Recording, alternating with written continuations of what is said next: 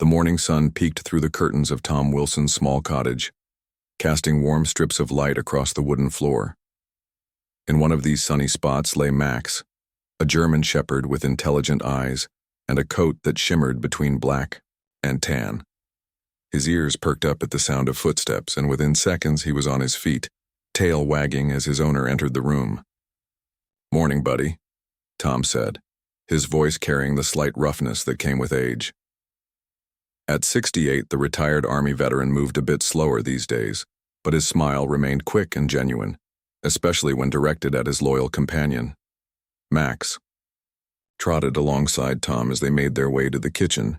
This was their routine, had been for the past 6 years, ever since Tom had walked into the county animal shelter, just to look, and left with a 1-year-old German shepherd that nobody seemed to want. Too energetic, the shelter worker had said. Need someone with patience. Tom had time and patience in abundance. After 30 years of military service and losing his wife to cancer 5 years before retirement, he'd settled in this quiet cottage on the edge of Pine Creek, a town small enough that folks still waved to each other on the street. Here, in this peaceful corner of the world, Tom and Max had built a life together. Tom filled Max's bowl with kibble and refreshed his water while the coffee brewed. Through the kitchen window, he could see his vegetable garden, modest rows of tomatoes, peppers, and green beans that he tended each morning. Today, like most days, Max would lie in the grass nearby, occasionally chasing away the squirrels that dared approach Tom's precious tomato plants. "Let's get some fresh air," Tom said, opening the back door. Max bolted outside, circling the yard, in a joyful patrol before settling into his usual spot near the garden beds. Tom eased himself onto his knees, wincing slightly at the familiar ache in his joints. The morning dew still clung to the plants, and the soil felt cool against his fingers as he checked for weeds. This garden had become a source of pride, something living and growing that depended on him, much like Max. He glanced over at the dog, who was watching him with those attentive eyes. People in town often commented on how in sync they were, this quiet man and his devoted dog. Mrs. Chen at the grocery store joked that Max seemed to know what Tom was thinking before Tom did. "He understands me better than most people," Tom would reply with a shrug. It wasn't an exaggeration.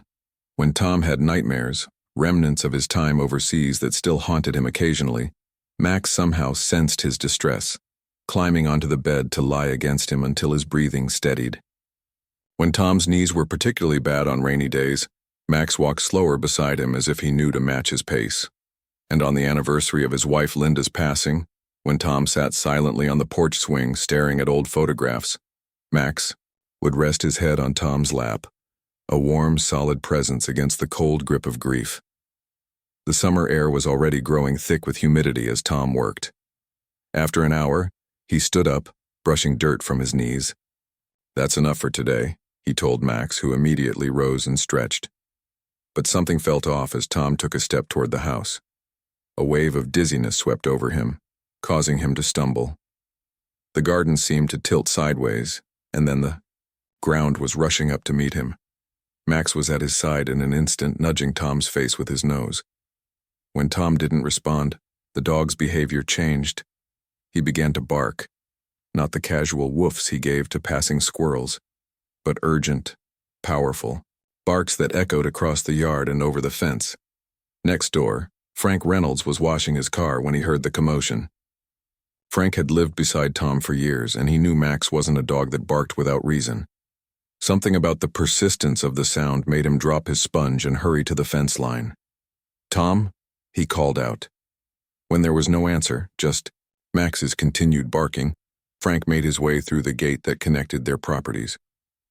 The sight of Tom lying motionless beside his tomato plant sent Frank running. Max circled his fallen owner, still barking but pausing to lick Tom's face between sounds of alarm. "Tom, can you hear me?" Frank knelt beside his neighbor, relieved to find a pulse. He pulled out his cell phone with shaking hands and dialed 911. Max refused to leave Tom's side as they waited for the ambulance. Even when the paramedics arrived, the dog paced anxiously nearby, whining whenever someone blocked his view of Tom. It took Frank holding firmly to Max's collar to allow the medical team to work. Your dog probably saved your life, the doctor told Tom later at Pine Creek General Hospital. If you'd been alone much longer after that collapse, things could have turned out very differently. Tom reached weakly for Max, who had been allowed into the hospital room after Frank vouched for his behavior. The dog pressed gently against the bed, careful not to disturb any of the tubes or wires connected to his owner. The tests came back over the next few days, each one seeming to carry worse news than the last. Words like aggressive and advanced floated through conversations between doctors. Tom listened with a soldier's stoicism, asking direct questions and nodding at the answers, while Max remained a constant presence, somehow permitted by the hospital staff, who recognized the comfort the animal provided. Frank visited daily, bringing fresh clothes and checking on the cottage. He noticed how Max would only leave Tom's side for brief necessary breaks, rushing back as if afraid his owner might disappear in his absence. On a particularly difficult evening, when the pain medication wasn't quite doing its job, Tom found himself staring at the ceiling, trying to focus on anything besides the discomfort. Max, sensing his distress, carefully climbed onto the narrow hospital bed, settling his warm weight against Tom's side. A nurse passing by the room paused at the doorway but said nothing, recognizing the therapy that no medicine could provide. "You know something's wrong, don't you, boy?" Tom whispered, running his fingers through Max's fur. "You always know." As weeks passed, Tom grew weaker. The cancer had spread too far, too fast for treatment to be effective. The doctors talked about comfort care and making the most of the time left. Tom listened with the same quiet dignity, but his main concern was clear. "What about Max?" he asked Frank during a visit. "He doesn't have anyone else." Frank, who had grown increasingly fond of the German Shepherd during his daily care visits, didn't hesitate. "He'll have me, Tom. I promise." Relief softened Tom's gaunt face. "He's a good dog. The best I've ever known." "I know," Frank assured him. "Everyone knows." And it was true. During Tom's hospital stay, Max had become something of a celebrity among the staff and even other patients. The dog who refused to leave, his owner, who somehow knew exactly when Tom needed comfort, who seemed to understand the gravity of the situation in a way that defied explanation. The nurses slipped him treats, and the hospital administrator looked the other way regarding the service animals only policy. "He is serving," one nurse pointed out. "Just look at them." Tom and Max spent their final days together in that hospital room, the bond between them a quiet testament to the depth of understanding possible between a man and his dog. When Tom drifted away peacefully one rainy afternoon, Max was there, head resting on the bed beside his owner's hand. Frank, who had stepped out to get coffee, returned to find Max standing alert, eyes fixed on Tom's still form. The dog wasn't making a sound, but his posture had changed. He stood as if on guard, a final watch over the man who had given him a home and a purpose. The news of Tom's passing spread quickly through Pine Creek. He might have been a quiet man who kept to himself, but he had touched more lives than he realized. The young couple whose car he had fixed when they broke down during a snowstorm, the teenage boy he had taught to fish, the elderly neighbors whose driveways he cleared every winter without being asked. He was one of the good ones, people said as they brought casseroles to Frank's house where Max now stayed. The dog adjusted to his new home with the quiet dignity that seemed to mirror his late owner. But Frank noticed how Max would sit by the fence for hours looking toward Tom's cottage. Some bonds, it seemed, transcended even death. No one expected what would happen next, least of all Frank, who had agreed to bring Max to Tom's funeral because it seemed like the right thing to do. No one could have predicted that this ordinary story of a man and his loyal dog was about to take an extraordinary turn. The morning of Tom's funeral arrived with a gentle rain that seemed fitting for the occasion. Pine Creek's only funeral home, a white Victorian building with green shutters, stood ready to receive the small gathering of people who had come to pay their respects. The director, Bill Thompson, had arranged everything with simple dignity, just as Frank had requested on Tom's behalf. Frank stood in his kitchen, dressed in his one good suit, looking down at Max. The German Shepherd had been unusually quiet, since Tom's passing, eating little and spending hours staring out the window toward his former home. "I don't know if this is right," Frank said to his wife, Judy. "Bringing a dog to a funeral seems unusual." Judy adjusted Frank's tie with gentle hands. "Tom didn't have family here. Max was his family. And besides," she added with a sad smile, "can you imagine leaving him alone today? He'd howl the house down." Frank nodded, knowing she was right. He clipped the leash to Max's collar, surprised by how calmly the dog accepted it. Usually the sight of the leash sent Max into excited circles, but today he simply stood, alert and somber, as if he understood the gravity of where they were going. The funeral home was filling with people by the time they arrived, more than Frank had expected. Tom had been private, even solitary at times, but it seemed his quiet kindness had left an impression on many in Pine Creek. The owner of the hardware store was there, along with several veterans from the local VFW post, the librarian who had helped Tom research gardening techniques, and even Dr. Chen, who had left her busy medical practice to attend. "He brought me tomatoes every summer," Dr. Chen whispered to Frank. "Said they were good for my health, never would take a penny for them." Max walked beside Frank with unusual restraint, his normally bouncing gait replaced by measured steps. People glanced at the dog with surprise, some with disapproval, but no one said anything. This was Pine Creek, after all, where practicality often overruled convention.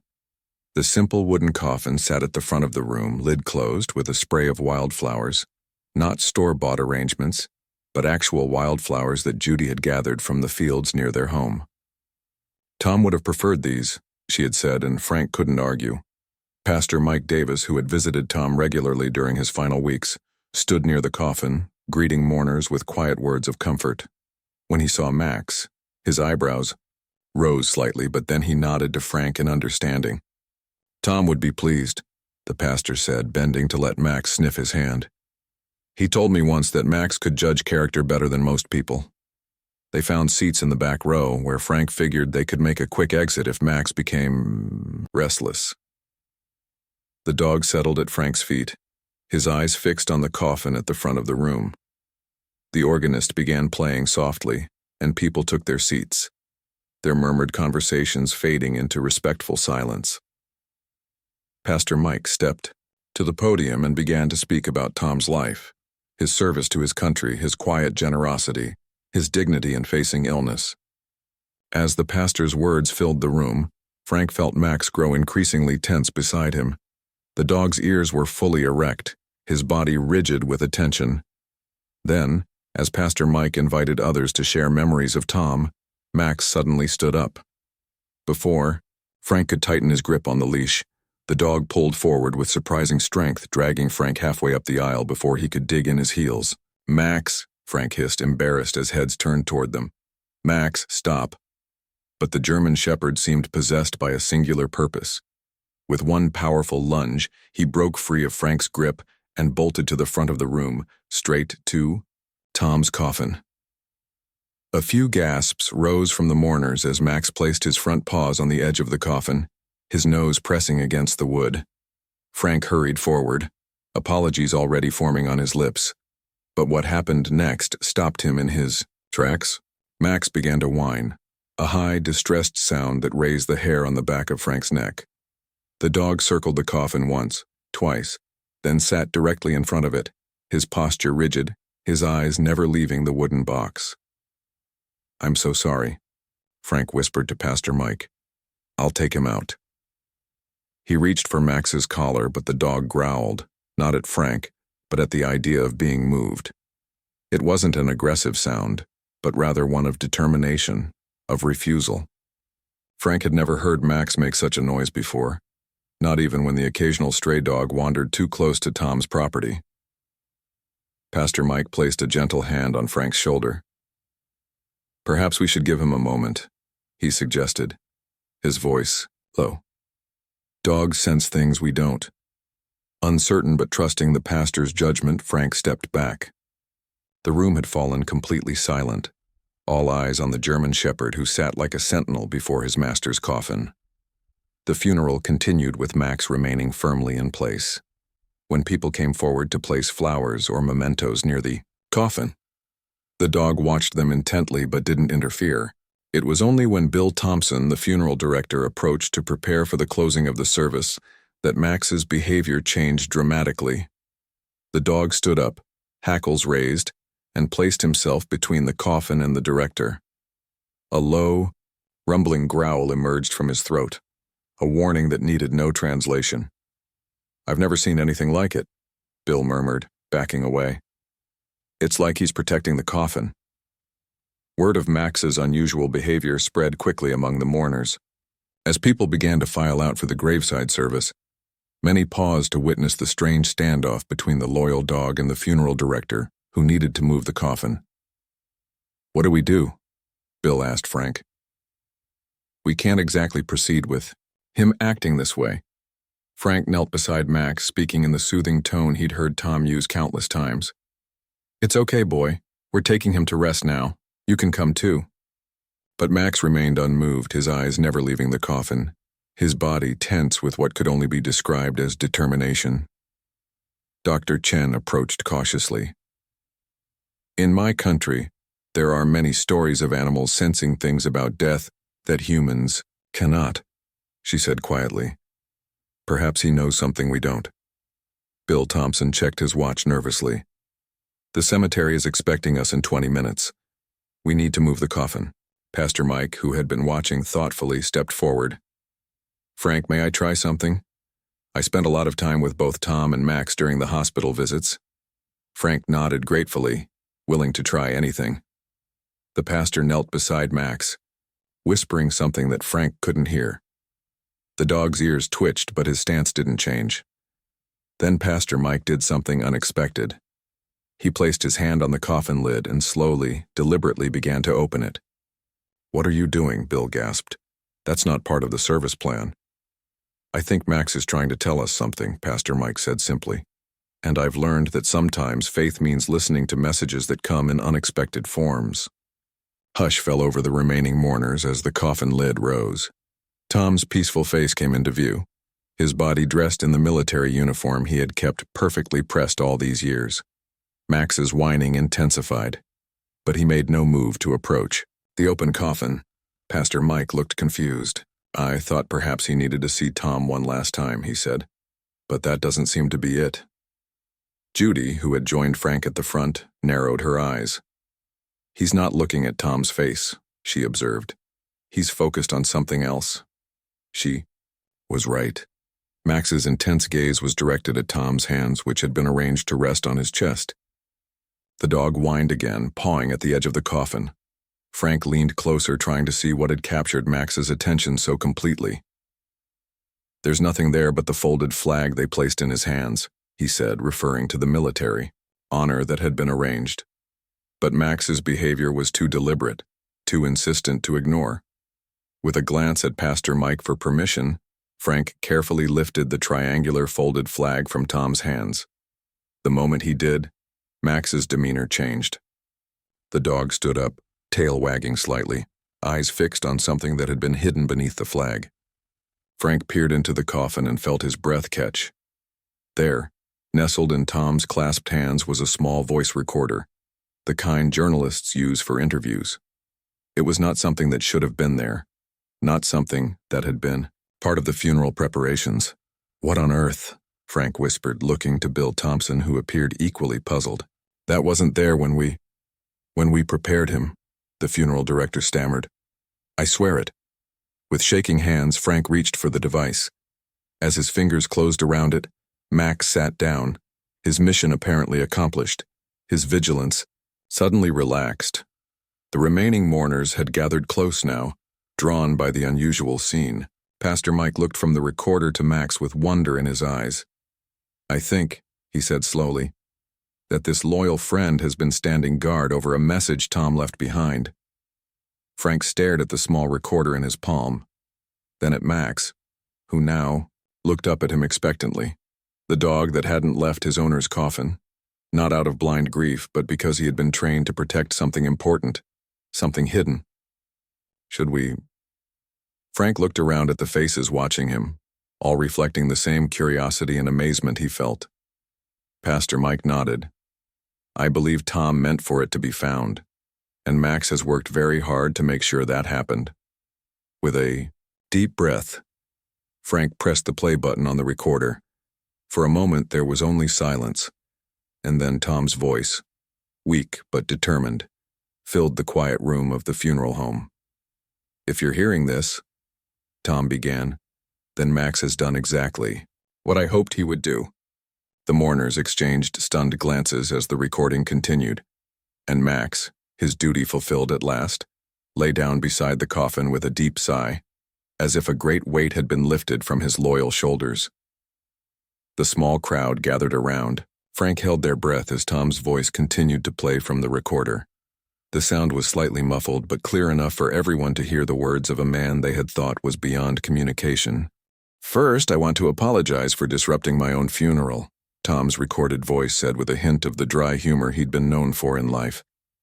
But some things are more important than a peaceful send-off. Frank glanced down at Max, who had settled, beside the coffin, his mission apparently complete.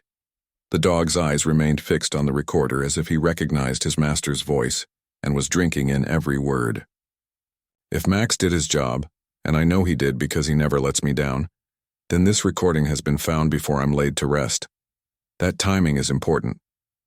There was a pause on the recording, filled only with the sound of labored breathing. When Tom spoke again, his voice had lost its momentary lightness. What I'm about to say will sound like the ramblings of a dying man. Maybe that's what they are. But I've been a soldier long enough to trust my instincts, and my instincts tell me my cancer wasn't just bad luck. A murmur ran through the gathered mourners. Bill Thompson, the funeral director, looked uncomfortably at his watch, but made no move to interrupt as the recording continued. For the past year, I've been volunteering at the Veterans Affairs Hospital in Bedford, driving other vets to their appointments, keeping them company during treatments. It started as a way to feel useful again, but it turned into something else. When I noticed patterns that didn't add up. Tom's voice grew stronger as he spoke, as if the importance of his message was temporarily overcoming his weakness. Medications going missing. Veterans with similar conditions suddenly getting worse after complaining about care. Records being altered. At first I thought I was imagining things, chemo brain playing tricks on me. But then I started taking notes, talking to family members, quietly collecting information. Pastor Mike and Dr. Chen exchanged troubled glances. Frank felt Judy's hand slip into his, squeezing tightly. 3 weeks before I ended up in the hospital myself, I brought my concerns to Robert Blackwood, the hospital administrator. I thought he'd be concerned. Instead, he thanked me for my vigilance, said he'd look into it, and showed me out. 2 days later, my garden was broken into. Nothing was taken, but things were moved around. Then my symptoms started, different from my usual cancer symptoms. The recording paused again, this time with the sound of coughing. When Tom's voice returned, it was weaker. I've hidden my evidence in a place only Max knows. I trained him to recognize certain scents, chemicals I suspected were being used, papers I'd handled repeatedly, even the smell of Blackwood's cologne from a sample I managed to collect. Max can lead you to everything. Frank looked down at the German shepherd with newfound understanding. Max had always been smart, but this level of training spoke to Tom's foresight and the dog's remarkable intelligence. There's a USB drive attached to this recorder. It has names, dates, and my observations. It's not enough for proof, but it's a start. The rest is hidden where I know it's safe. The mourners shifted closer, straining to hear as Tom's voice grew fainter. I'm trusting this message to Max because he's the one thing they didn't account for. A dog with a mission. My last mission too, I suppose. There was a rustling sound on the recording. Then Tom's voice came through one final time, clearer, as if he'd moved closer to the microphone. Frank, I know you're probably the one holding this recorder right now. Take care of Max, he'll protect you like he protected me. And Detective Liam Porter with the county sheriff's office, he's a good man. Get this information to him. Don't trust anyone at the VA administration until this is sorted out. The recording ended with a click that seemed unnaturally loud in the hushed funeral home. Frank turned the device over in his hands and found, just as Tom had said, a small USB drive taped to the back. "My God," whispered Dr. Chen. "Do you think it's true? That Tom was—" She couldn't bring herself to finish the sentence. Bill Thompson cleared his throat nervously. "This is highly irregular. We should really proceed with the service as planned and turn that recording over to proper authorities." But Pastor Mike shook his head slowly.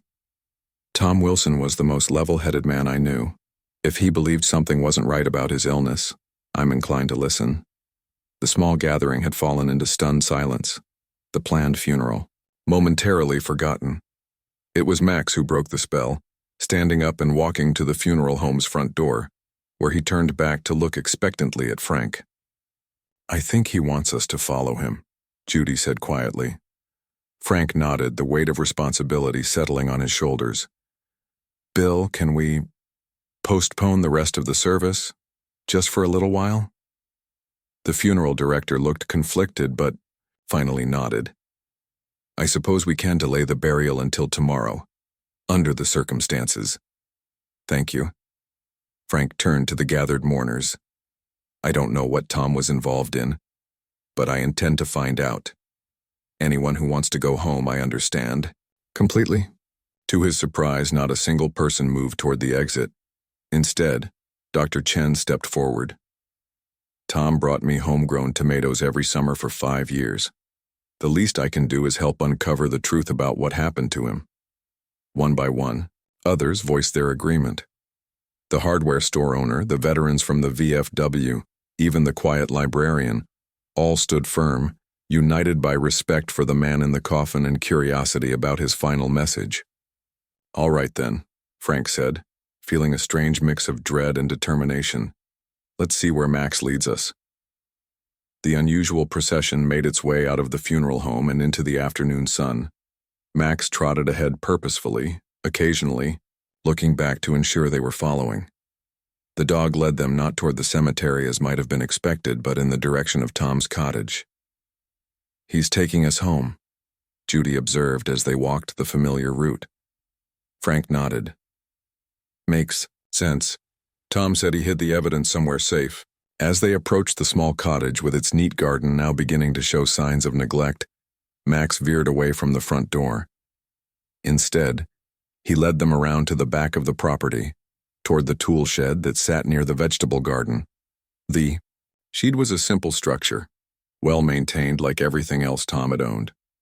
Frank had been in it many times over the years, borrowing tools or helping Tom organize his gardening supplies.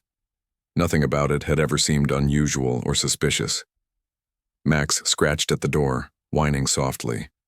Frank stepped forward and tried the handle, finding it locked. "I have Tom's keys," he said, pulling them from his pocket. He'd been holding on to them since Tom's hospitalization, checking on the cottage and collecting clothes for his friend.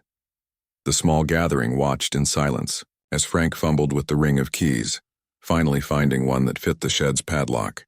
The door swung open with a creak, revealing the familiar interior. Rakes and shovels hanging neatly on the wall, pots stacked on shelves, bags of soil and fertilizer lined up on the floor. Max pushed past Frank, making a beeline for the back corner of the shed. He stopped at what appeared to be an ordinary wooden workbench and began pawing at the floor beneath it. Frank knelt down, pushing the bench aside. The floorboards looked no different from the others, but Max's behavior was unmistakable.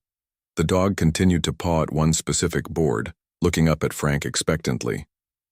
"I think there's something under here," Frank said, examining the board more closely. Now that he was looking for it, he could see slight tool marks around the edges, as if it had been pried up and replaced.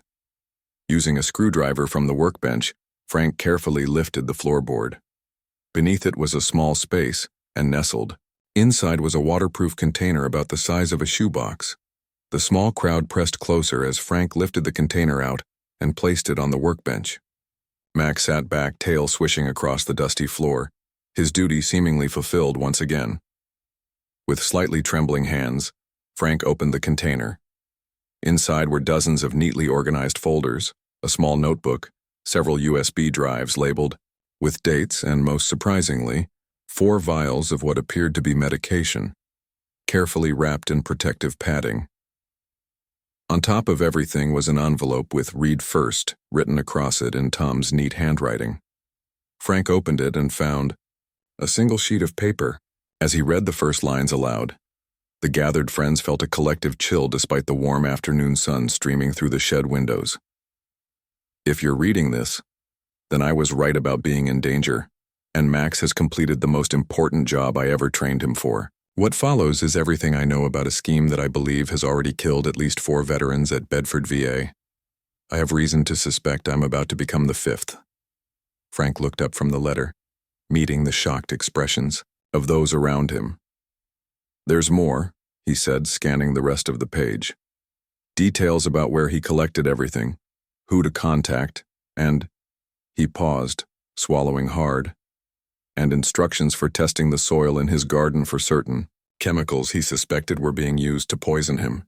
Dr. Chen stepped forward, her professional demeanor taking over. "We need to call the police," the detective Tom mentioned. Frank nodded, pulling out his phone. As he dialed, he looked down at Max, who had settled beside the workbench, his watchful eyes now calm and satisfied.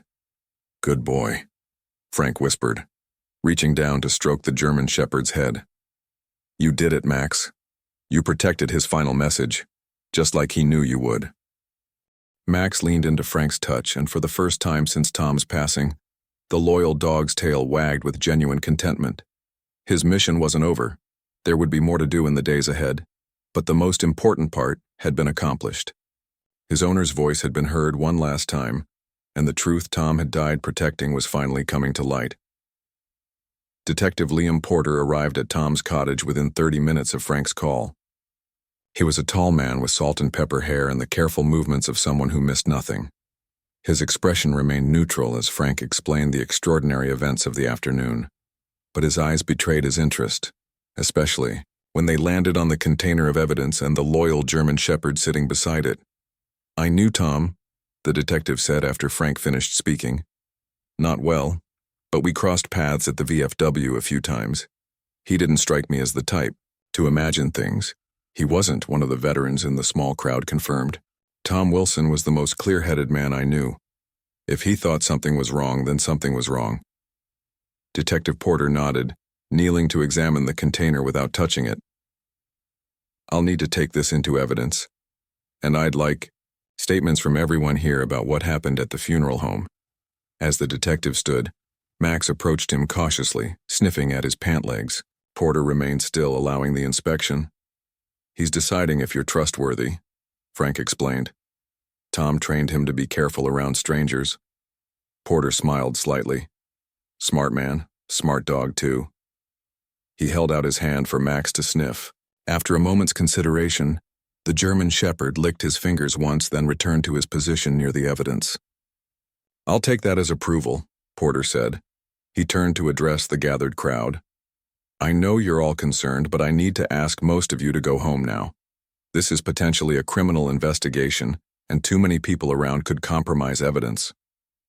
The mourners reluctantly dispersed, each extracting a promise from Frank to keep them updated.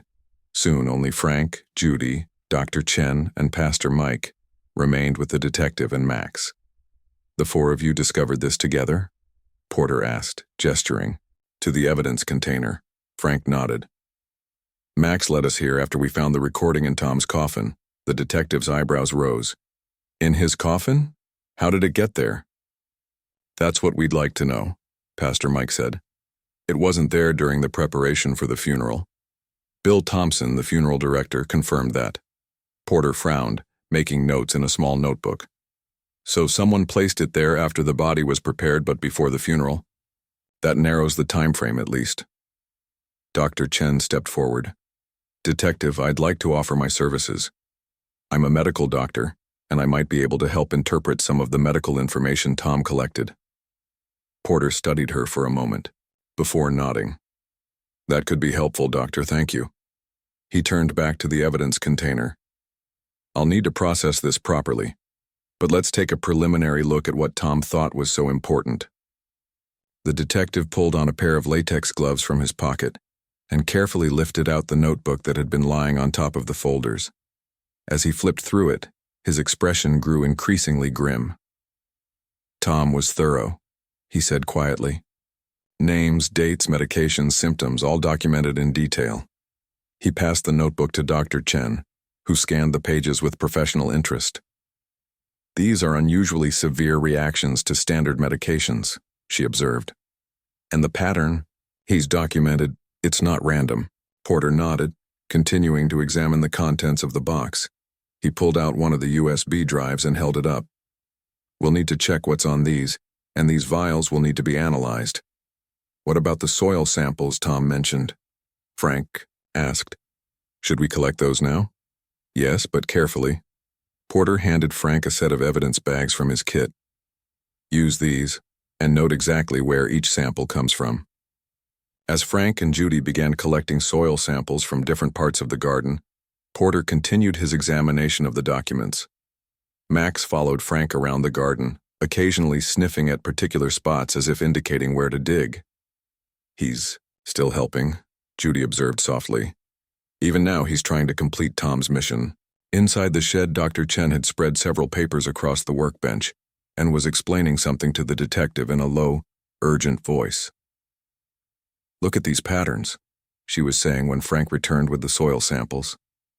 The veterans who complained about their care suddenly developed new symptoms, different from their original conditions but easy to attribute to complications or progression of their illnesses. Porter nodded grimly. And all treated by the same medical team?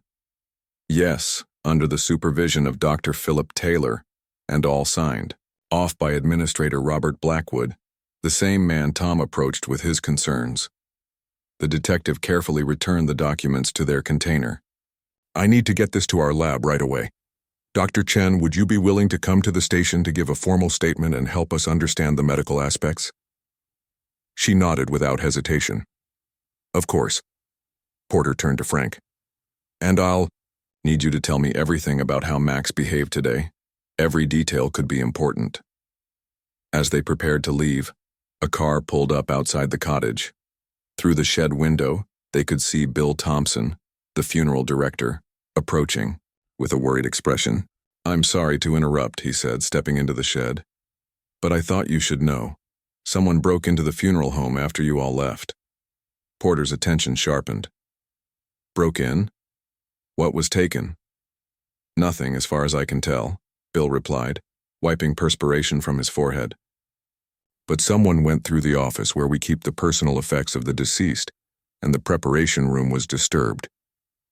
They were looking for the recording, Frank realized aloud. They must have placed it in the coffin, then had second thoughts. Porter nodded slowly. Or they were checking to see if anything else had been left behind. He turned to Bill. I'll need to check your security cameras. We only have one, at the front entrance, Bill admitted.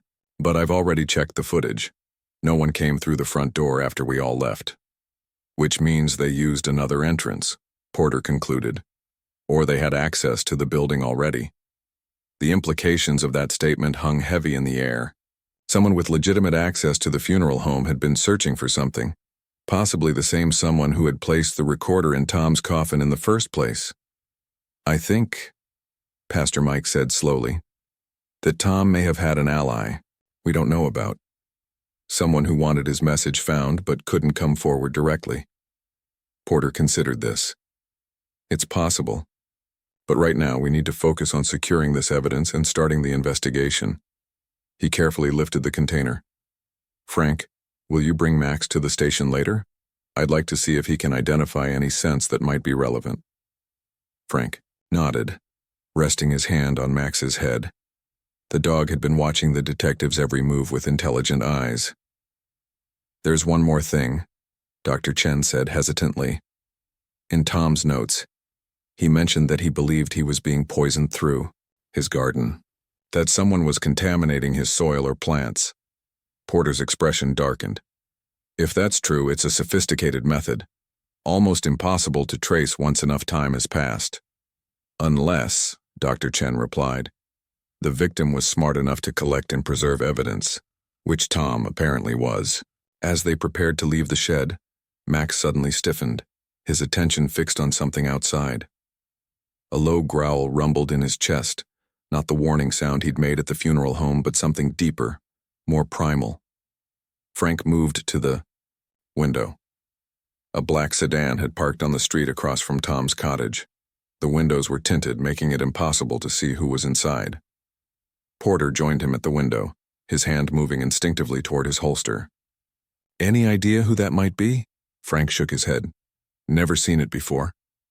They watched as the sedan lingered for another moment before driving away slowly. "Take down that license plate," Porter instructed, and Judy quickly jotted it down on a scrap of paper. "I don't like this," the detective said, his voice tight. "If Tom was right and someone at the VA is involved in patient deaths, they won't be happy about us finding this evidence." He turned to face the small group gathered in the shed. "From this point forward, we need to be extremely careful. Dr. Chen, Pastor Mike, I'd appreciate it if you'd both come to the station now to give your statements." He looked at Frank and Judy. "And I'd suggest you two don't stay alone tonight. Is there somewhere you can go?" Frank nodded. "My brother lives about 20 minutes away. We can stay with him." "Good. And bring Max with you." Porter glanced down at the German Shepherd with newfound respect. "He's not just a witness, he's a target too. If someone is trying to cover their tracks, they'll want to eliminate anything that could lead back to them." Max seemed to understand the gravity of the conversation. He moved closer to Frank, his body alert but calm. As they left the shed, Porter carrying the precious container of evidence, Frank couldn't help but look back at Tom's cottage. Just days ago, it had been the peaceful home of a quiet veteran and his loyal dog. Now it stood at the center of what appeared to be a deadly conspiracy. "Do you think we'll find out the truth?" Judy asked softly as they walked to their car, Max trotting between them. Frank watched as Detective Porter carefully placed the evidence container in his trunk. "Tom made sure of it," he replied. "He left us everything we need, and he left us Max to make sure we found it." As if in agreement, Max looked up at him with those intelligent eyes that seemed to hold secrets still waiting to be revealed. 3 weeks had passed since the day Max refused to leave Tom's coffin. 3 weeks of police interviews, lab tests, and increasing tension as Detective Porter's investigation gained momentum. Frank and Judy had returned to their own home after a few days, but Max stayed with them, a constant companion whose watchful eyes seemed to miss nothing. The morning was cool and misty as Frank poured his coffee and glanced out the kitchen window. Max sat on the back porch, alert and focused on something in the distance. The dog had been restless since dawn, pacing and whining softly. "What's up, buddy?" Frank asked, joining him outside. Max looked at him briefly before returning his attention to the tree line behind the house. Frank's phone rang, startling both of them. Detective Porter's name flashed on the screen. "Frank? We got the results back from the lab," Porter said without preamble. "I'm coming over. Stay inside until I get there." The urgency in the detective's voice sent a chill through Frank. "What did they find?" "I'll explain when I arrive. Just stay inside and keep Max with you." Frank hung up and looked down at the German Shepherd. "Sounds like things are happening, boy." By the time Porter's unmarked police car pulled into the driveway 30 minutes later, Frank had called Judy at work to warn her something was developing. Max had finally settled, lying near the front door as if waiting for the detective's arrival. Porter wasn't alone. Dr. Chen sat in the passenger seat and a tall man Frank didn't recognize emerged from the back. The three of them hurried to the door, glancing around as if concerned about being observed. "This is Agent Wilson with the FBI," Porter explained as Frank let them in. "The case has moved beyond local jurisdiction." The FBI agent nodded at Frank. "Thank you for your help with this investigation, sir, and for taking care of the dog. He's turned out to be a key witness." Frank led them to the living room, where Max greeted Dr. Chen with a gentle nudge before turning his attention to the FBI agent. The dog circled Wilson once, sniffing carefully, then sat back on his haunches, watching. "He's assessing you," Frank explained with a small smile. "Tom trained him well." "Better than we initially realized," Porter said, placing a file folder on the coffee table. "The lab results came back on those soil samples and the vials Tom preserved. Dr. Chen picked up the narrative.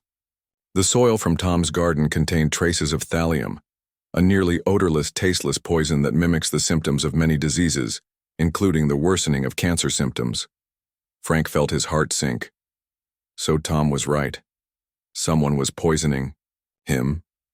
Yes, Porter confirmed.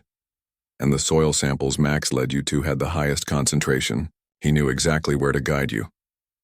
That's not all, Agent Wilson added. We analyzed the voice recorder found in the coffin for fingerprints. We found Tom's, of course, but also partial prints belonging to a hospital orderly named Victor Lopez, who worked at the VA hospital. Frank frowned. Was he part of the conspiracy? We don't think so, Porter said. When we brought him in for questioning, he broke down immediately. He said a patient named Howard Jenkins approached him at the hospital during Tom's final days. Jenkins gave him the recorder and asked him to place it with Tom's body during funeral preparations. Said it was Tom's dying wish. Jenkins was one of the veterans in Tom's notes, Dr. Chen explained. He was being treated for heart disease but hadn't yet experienced the mysterious decline that affected the others. We believe he was working with Tom to gather evidence. Frank nodded slowly. So he was the ally Pastor Mike suspected? Exactly, Porter confirmed. Jenkins was discharged from the hospital the day after Tom died. He's been in hiding since then, but he contacted us yesterday, after seeing the news about the investigation. The news? Frank asked, confused. I haven't seen anything on TV about this. Agent Wilson smiled grimly. That's because we've kept it quiet while we gathered evidence. But as of this morning, we've arrested Administrator Robert Blackwood and Dr. Philip Taylor from the VA hospital. The story will break on the evening news. Frank sat back, stunned by the rapid developments. What exactly were they doing? Why would they hurt the very people they were supposed to help? Dr. Chen opened her laptop and turned it to face Frank. Insurance fraud primarily. They were enrolling veterans in experimental drug trials without their knowledge or consent, falsifying their medical records, and pocketing the research funds. When patients started showing unexpected side effects or questioning their treatment, they would administer small doses of toxins that mimicked worsening symptoms. The sicker the patients appeared, the more medications they could prescribe, and the more money they could claim from insurance and research grants, Porter added. When Tom started volunteering and asking questions, they targeted him too. Max had moved to sit beside Frank, his warm presence a comfort as Frank tried to process the horrifying information. How many people did they hurt? He asked quietly. We've identified 23 veterans so far who received the tampered treatments, Agent Wilson replied. 4 died, including Tom. The others are being monitored and treated now. Frank rubbed Max's ears gently. And Tom figured it all out on his own. Not entirely on his own, Dr. Chen said, smiling at Max. He had help. The German shepherd seemed to understand he was being discussed, his ears perking up attentively. Agent Wilson cleared his throat. There's one more thing you should know. When we searched Administrator Blackwood's home, we found evidence that he was planning to break into your house. He knew about the evidence Tom had collected and was trying to find it. Frank's blood ran cold. That black sedan we saw? Porter nodded. Registered to Blackwood's brother-in-law. They were watching Tom's cottage and likely followed you here. Which is why we've had plainclothes officers monitoring your home for the past week, Wilson added. We couldn't risk them getting to you or Max. The reality of how close they had come to danger sank in, and Frank instinctively placed his hand on Max's back. The dog leaned against him reassuringly. What happens now? Frank asked. Blackwood and Taylor will face multiple charges, fraud, conspiracy, and 4 counts of homicide, Wilson explained. With the evidence Tom collected and Jenkins' testimony, we expect convictions. The VA is conducting a complete overhaul of the Bedford facility's administration and patient care protocols.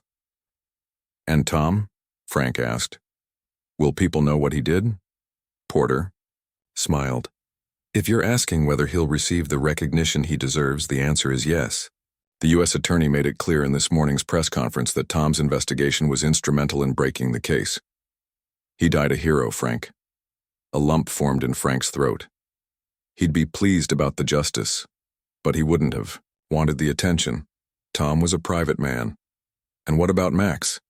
Dr. Chen asked, voicing the question that had been on Frank's mind. He's as much a hero in this as Tom was. Agent Wilson looked at the German Shepherd with genuine respect. Actually, that's something else I came to discuss.